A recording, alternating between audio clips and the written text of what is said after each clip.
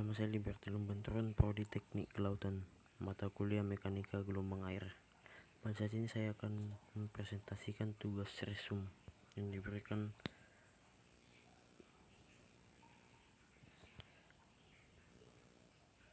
kekuatan gelombang. Analisis gelombang desain tunggal, gelombang teratur atau gelombang desain dengan tinggi dan periode tertentu yang didefinisikan. Gaya akibat gelombang ini dihitung menggunakan teori gelombang orde tinggi. Biasanya dipilih gelombang 100 tahun, yaitu gelombang maksimum dengan periode ulang 100 tahun. Tidak ada perilaku dinamis dari struktur yang dipertimbangkan. Analisis statik ini sesuai bila periode gelombang dominan berada jauh di atas periode struktur. Ini adalah kasus gelombang badai ekstrim yang bekerja di perairan dangkal struktur air. Analisis gelombang acak. Analisis statistik dilakukan berdasarkan diagram hamburan gelombang untuk lokasi anjungan lepas pantai. Spektrum gelombang yang sesuai ditentukan untuk melakukan analisis dalam dominan frekuensi.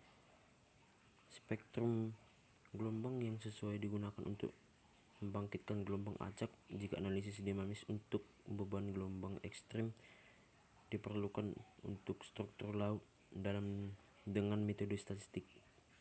Gaya maksimum yang paling mungkin selama umum struktur dihitung menggunakan teori gelombang linear.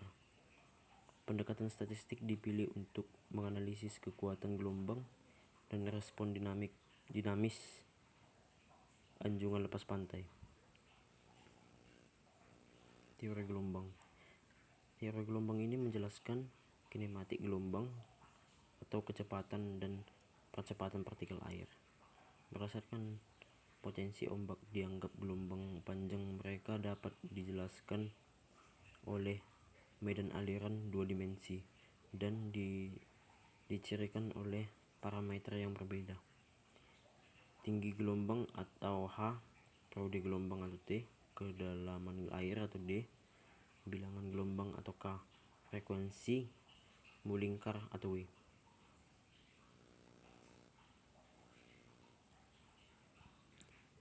Teori gelombang umumnya yaitu 1. Teori Airy linear. 2. Teori Stokes-Orr. Kelima, teori gelombang umumnya yaitu teori gelombang umum yaitu 1. Teori Airy linear. 2. Teori Stokes-Orr. Kelima. 3. Teori gelombang soliter. 4. Teori konoidal. 5. Teori numerik oleh Kepler.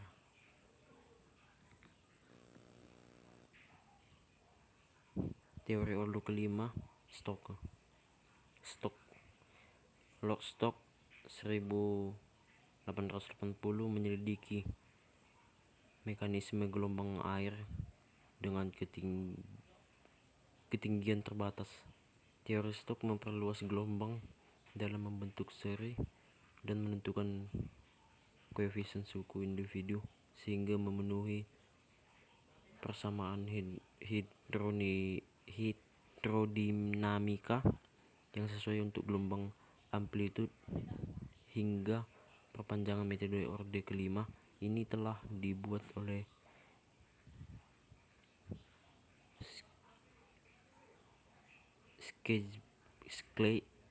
Skedsbreya dan Henrikson 1960.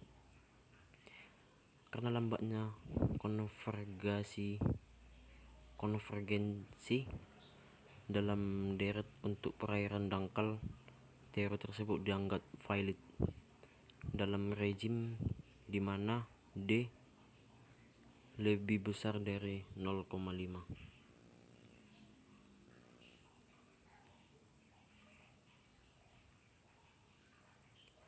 Interaksi struktur gelombang. Struktur yang terkena gelombang mengalami banyak gaya yang substansial lebih tinggi dari pemuat angin. Gaya dihasilkan dari variasi tekanan dinamis dan gerakan partikel air. Dua kasus yang berbeda dapat dibedakan. Badan volume besar disebut struktur kompak hidrodinamik, medan gelombang dengan difraksi dan refleksi. Gaya pada benda-benda ini harus ditentukan dengan angka perhitungan berdasarkan teori difraksi. Struktur yang tipis dan transparan secara hidrodinamis tidak memiliki pengaruh yang signifikan terhadap medan gelombang. Gaya dapat dihitung secara langsung dengan persamaan Mercian.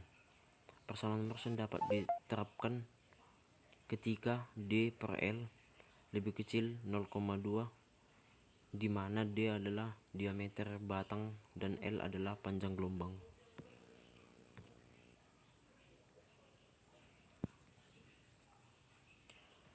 Anggota struktur lepas pantai sebagian besar dibuat mengapung dengan menyegelap. Anggota struktur lepas pantai sebagian besar dibuat mengapung dengan penyegelan kedap udara pada las untuk menghindari masuknya air. Ini sengaja direncanakan agar keseluruhan struktur akan memiliki daya apung dan memadai selama pemanasan.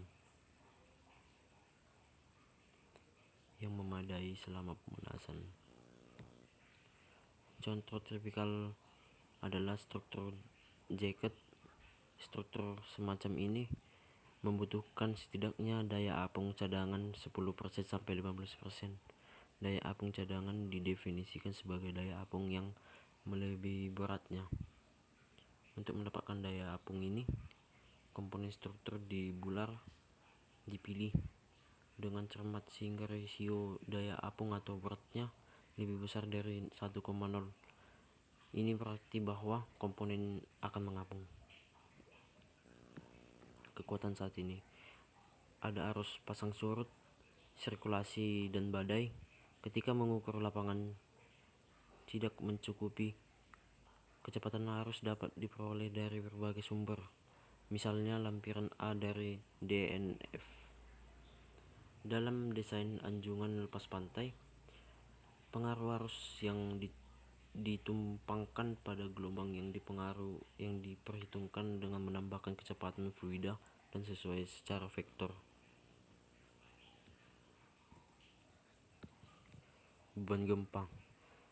Struktur daerah seismik biasanya dirancang untuk dua tingkat intensitas gempa, tingkat kekuatan dan tingkat daktilitas gempa. Untuk gempa, tingkat kekuatan yang didefinisikan sebagai memiliki kemungkinan yang wajar untuk tidak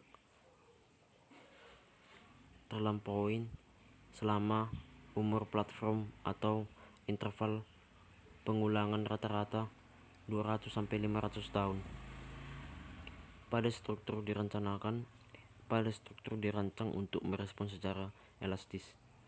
Untuk gempa, tingkat daktilitas yang didefinisikan sebagai mendekati gempa kredibel maksimum di lokasi.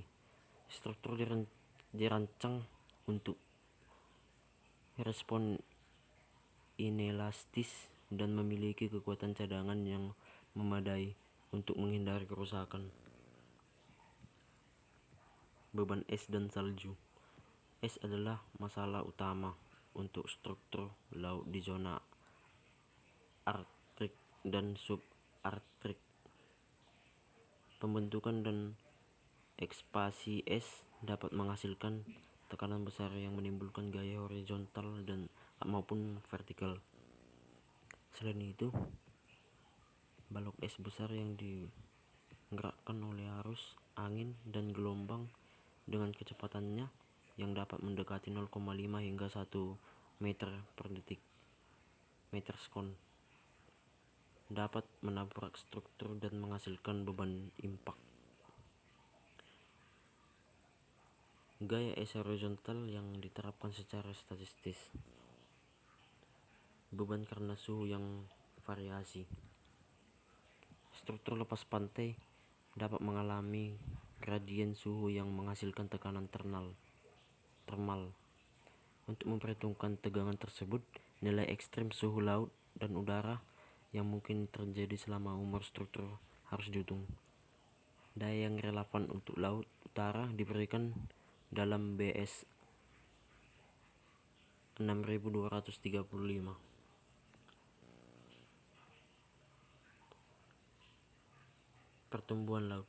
Pertumbuhan laut terakumulasi pada anggota yang terdalam.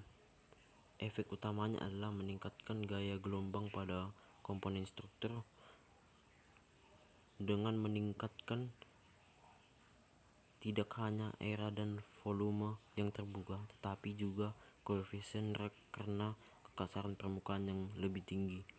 Selain itu, ini meningkatkan suatu massa komponen struktur menghasilkan beban gravitasi yang lebih tinggi dan frekuensi komponen struktur yang lebih rendah, tergantung pada lokasi geografis. Ketebalan pertumbuhan laut dapat mencapai 0-3 meter atau lebih. Pasang surut yang mempengaruhi beban gelombang dan arus secara tidak langsung, yaitu melalui variasi tingkat permukaan air. Pasang surut kalibrasi menjadi satu. Pasang surut astronomi pada dasarnya disebabkan oleh tarikan gravitasi bulan dan matahari. Gelombang badai.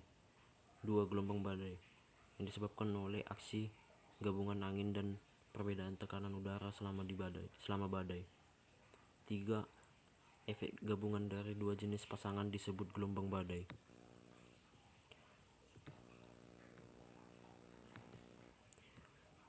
Gelombang badai tergantung pada periode ulang yang dipertimbangkan dan jangkauannya bersekitar antara 1 hingga 3 meter. Rentang pasang surut astronomi tergantung pada lokasi geografi, fase bulan maksimumnya. Pasang musim semi terjadi pada bulan baru. Jangkauan bervariasi dan centimeter sehingga beberapa meter dan dapat diperoleh dari peta khusus. Pergerakan di dasar laut. Pergerakan dasar laut dapat terjadi sebagai akibat dari proses geologi yang aktif, tekanan gelombang badai, gempa bumi, dan lain-lain. Beban yang ditimbulkan oleh gerakan tersebut mempengaruhi tidak hanya desain tiang pancang, tetapi juga pelindungnya. Kekuatan tersebut ditentukan oleh studi dan investigasi geoteknik khusus. Kalau ada kata-kata saya yang salah mohon dimaafkan. Sekian dan terima kasih.